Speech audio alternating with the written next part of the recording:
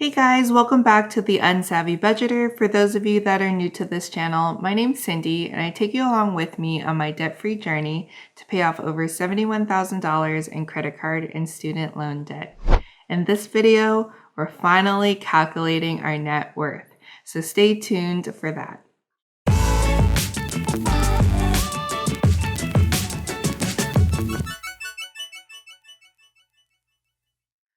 So this idea of calculating our net worth came from one of our subscribers. It was a really great idea for us to evaluate what our assets were and what our liabilities were. I think in the beginning we felt really intimidated about figuring out our net worth because we didn't even know how to go about it. We figured, hey, let's try it out, see if we're as bad as we think we are, or if we're in the negative. I think I just assumed it was really bad and the numbers were going to be horrible and it was going to be negative because I just had all that debt that I needed to take care of.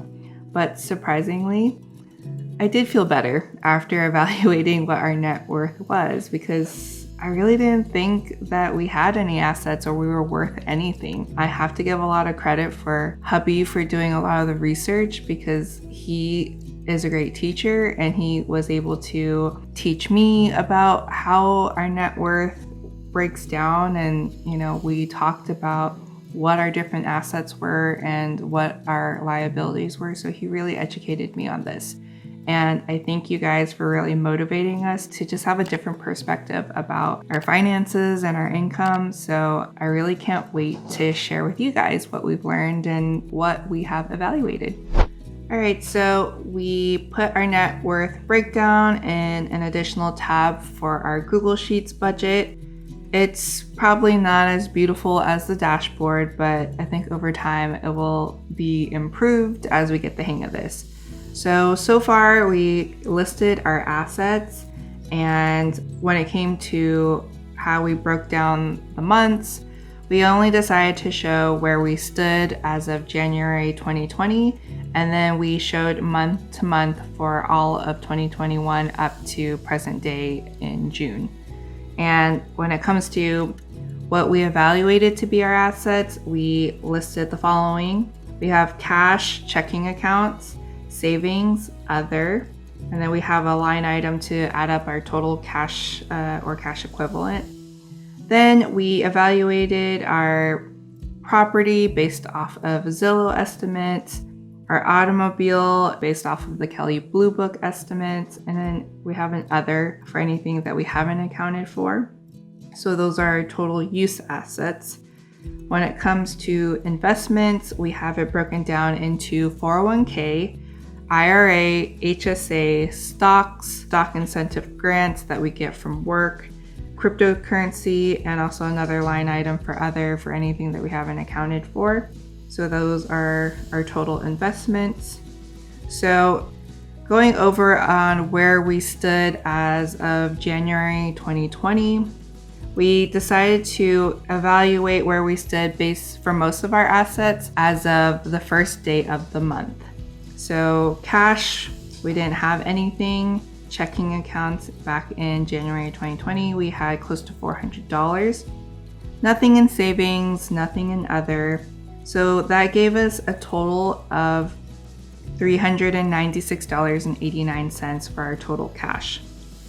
When we evaluated what our property value was based in 2020 of January, it was evaluated at $402,200 based off of what Zillow estimated. Our automobile, $16,267.28 based off the Kelley Blue Book estimates. So that gave us a total use assets of $418,467.28. When it came to investments, we have our 401k account back in January 2020. That's all of our accounts for my husband and me. I had several based on me not rolling over all of my accounts into one yet. So we added all that up and that gave us a little over $52,000. Nothing in our IRA. For HSA combined, we had $3,000 $600 about. Nothing in stocks that we had invested in. You'll see that this line item in stocks is all zeroed out, but we wanted to have a line item because that is something in the future that we want to consider for. So we're hoping that when we're in a better place financially, we can start investing. But hopefully we won't hold off too long because we know that it's important to start investing earlier. When it came to the stock incentive grant, that was nothing back in January 2020. Cryptocurrency, we did have $400 invested in cryptocurrency. We didn't leave it there for too long. We ended up taking that out. Nothing for other.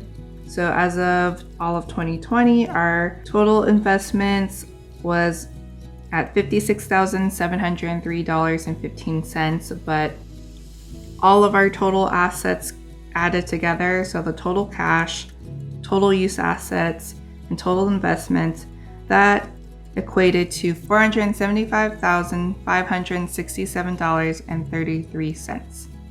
Then comparing to where we stood as of January 2021, I'm not going to go over each of the categories, but yeah, we really didn't have anything in cash. We kept everything in our checking accounts. We really like to stay cashless. We had some money in our savings for emergency.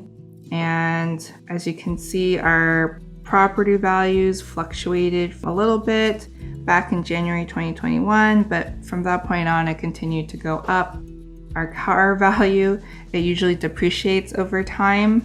But surprisingly, during this pandemic, you'll see that it kind of took a turn where it started going up as we get towards the month of May and June, which we have never seen in our lives. Usually cars will just depreciate over time, but there is a shortage on cars and used cars are more popular nowadays. So now I'm starting to regret selling my car at the time that I did, because if I held on to it, I probably would have gotten more money at this point in time, but it is what it is. I was still happy with the $2,000 that I did get.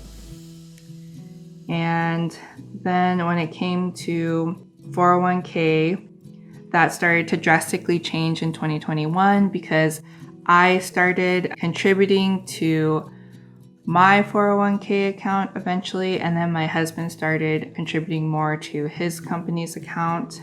Also, the stock values have continued to go up during this pandemic, so that reflected in our 401k account, so we were really happy to see that. So I had some confusion earlier. I thought I had an IRA account, but I actually had a Roth 401k, so I actually didn't have any money in an IRA. So actually all of that was accounted for in 401k category here. That needs to also be reflected in our budgets, which you will see going forward. HSA, that was continually being added to every week from my paychecks. You'll see that fluctuates quite a bit over the months, especially because I'm doing deductions to cover for my therapy sessions. So you don't see a great jump over the months, but I'm happy with that amount to cover for any medical emergencies that we may have. The stocks, like I said, that's going to be zero for a while until we're in a better place financially. When it comes to the stock incentives grant, that's all from my husband's workplace. He was able to get access to that after he hit a certain work period where he was allotted those. So that's really nice to have that. His company is currently private right now, and we don't know what the future will be if they ever go public or anything like that or get acquired. So we're happy to have that work perk for him. As I mentioned before, we only invested in cryptocurrency for a short period of time, and then we decided to take our debt-free journey more seriously. So we pulled that money out because we felt like it was more important to pay off the debt instead of leaving that cryptocurrency money in there, which we kind of regret a little bit because, as you guys have heard through the news and other things, cryptocurrency has fluctuated a lot. So we probably could have benefited if we left things in there for a little bit, but who knows? It was really risky. So it's kind of hard to tell. But as of this month in June, we did decide to put some money back into cryptocurrency. So we decided to invest $800. And this time we told ourselves that we're just going to let it sit and not think about it. And hopefully that it will continue to grow over time. We do believe that it's going to continue to grow. So that's why we're deciding to invest some money in it and just, let it sit and ignore it. So if you're curious where this $800 came from in terms of our budget, we decided to grab the $800 from the monthly savings that my husband had been setting aside for emergencies for mostly in his account. So it was like the $205 that you guys see accounted for in our budget every month that kept getting added to and rolled over. So we decided to take $800 out of that and invest it in cryptocurrency. So that's where you'll see that, here in savings, you'll see that we had more in May, and then that reflection of the $800, you'll see that the savings decreased in June. So that's where you'll see that things have changed around in our budget. Okay, so overall in our total assets over time, you see that it's slowly, little by little, ticking up month from month. So back in January 2021, all of our total assets was a little over $504,000. Never in my wildest dreams would I have thought that we even had that much in assets. So I'm already mind blown about that number. And as you can see, in February, it went up a little bit by like $1,000. So we're at close to $506,000. In March, it went up even more to close to $514,000. And most of that is accounting for the property value going up from the month of February to March. So you'll see that's where that got an increase. And then in April, we jumped even higher at around $524,500. Most of that, again, is coming from the increase in the property value. For May, we're a little over $549,000. That's a really great jump. And again, a lot of that is coming from the property value increasing. Beginning of June for this month, we're at $568,675.47. A lot of that, again, accounting for the jump in our property value for our home based on the Zillow estimates. So seeing that change in our home value these past few months has been amazing to see. And just with it being such a hot market right now, we never thought that our home would be quickly jumping to this price point, but that's really great. And somebody in the comments in our last video had asked, why we had decided to not sell our house and rent. I mean, we've been watching a lot of different, videos about people selling their homes and, pocketing the money to try and buy a bigger home or something like that, or being renters temporarily. And we evaluated that too. We thought about, okay, what if we sold our home and took that money and we could probably buy 2 homes in Georgia. One could be another investment property and one could be a home that we live in. Or we decide to take the money and buy a bigger, dream home that we've always wanted. But we really don't know how long this hot market is going to last with the housing market. And we felt like it was a bit risky, and we wanted to still have a home to come home to in California in case anything ever happened. So, and we also predicted that, you know what, homes are going to continue to go up. And that's what we truly believe. We believe that over time, our home is just going to increase in value. Maybe not at this rate that we're seeing, but we think that it will just continue to grow. So we think that it's a great asset for us to keep. And it's turning into a rental property for us. So it's going to be another stream of income that we look forward to having. Another big factor on why we decided to not sell our house was we really didn't want to deal with the stress of having to join the bidding war and compete with a lot of cash buyers that are out in the market right now trying to buy. So we definitely know we probably would have to overpay. We don't know by how much, but we just didn't feel like it was something that we wanted to enter into right now. It really is stressful, and we'd rather wait to figure out, when we're in a better place especially with our debt. Like, we want to be debt free. We want to have a lot of savings and not worry about overpaying heftily to buy our dream home. So we figured it's something we want to sit out on for now. But yeah, we're happy with what we're seeing so far with the total assets. When it came to our liabilities sections, this is what we have listed as our liabilities. We have my student loans, my credit card debt, our mortgage. So right now we're on a 15-year mortgage, and our auto loan, and then other. So back in January of 2020, we had, on that first of that month, my student loans were at $40,349.53. My credit card debt was hefty, alongside with my husband's credit card debt.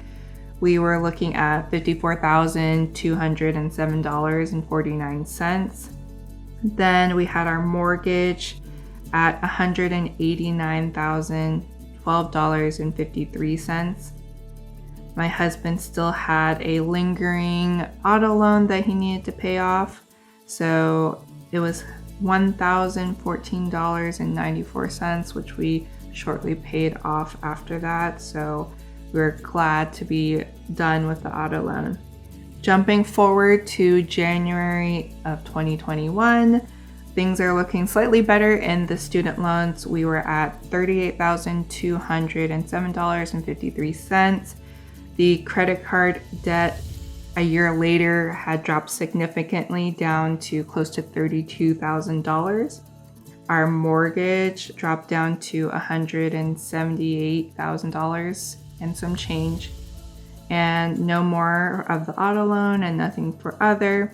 And so over time, you'll see that total liabilities is decreasing over time, which is a good trend that we want to see, and we hope to see that going forward.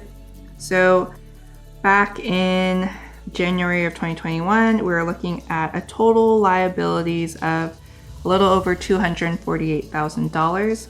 Then in February, it dropped down to $236,000, almost $237,000. Then we hit March, where it almost drops down by $10,000. We're close to $228,000 in total liabilities, and it's dropping significantly because I was making such great progress on paying off my credit card debt. So that is really great to see. And then in April, we see it drop down to another $10,000. So that's $217,000, almost $218,000 in total liabilities. A good chunk of that coming from the credit card debt being paid down. In May, we're at $210,000, close to $211,000.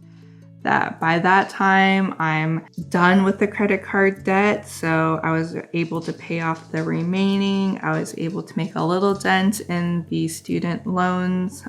Mortgage went down a bit. So that's where the $7,000 difference came from.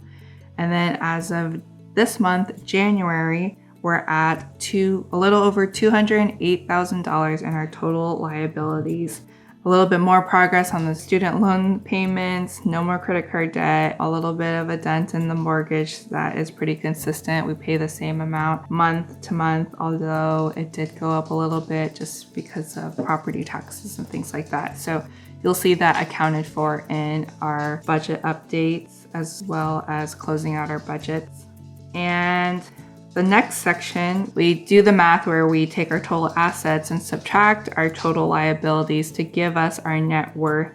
So to kind of see the progression there, in January of 2020, our net worth was looking to be close to $191,000, which is more than I thought we were worth at that time, because it just felt like we were dealing with a pile of debt. So I just assumed we were in the negative.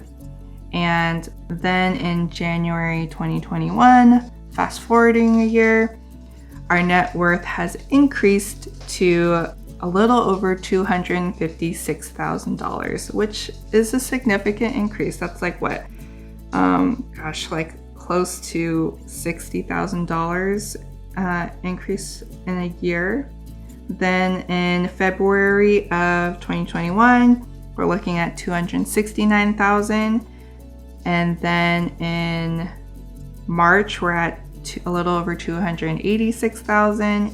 April, we're seeing the threes now, close to $307,000. May is $338,000. And finally, this month in June, we're looking a little over $360,000 in our net worth. So it's increasing, and it's a motivating number to see, considering I always felt that the debt was a big number to see. So as that's going down, our net worth is going up, and I'm happy to see that we don't have as many liabilities. So this is all really great knowledge for us to learn about and keep in mind, so that we know what to keep track of. We're more conscientious of buying things or having things that may be more of a liability to us, and really just trying to focus on our assets so that that can contribute to our net worth over time. So this is our first net worth update. We hope that you guys enjoyed it. I hope that it was exciting to see these numbers and that you learned something from it. We're still really new to this, so if you have some suggestions on how we can improve our net worth breakdown, we welcome all the feedback, because we know that this is something that we're still learning. So any way that you guys can share the knowledge, we would appreciate that. But if you enjoyed this video, definitely give it a thumbs up, and definitely hit the subscribe button, as well as click that notification bell so that you can stay tuned for future net worth updates. I think we're going to at least try and do a net worth update on a monthly basis for now, so we'll see how that goes. But yeah, if you guys are liking it, let me know in the comments. Thanks so much for watching, you guys, and I hope to catch you guys in the next one.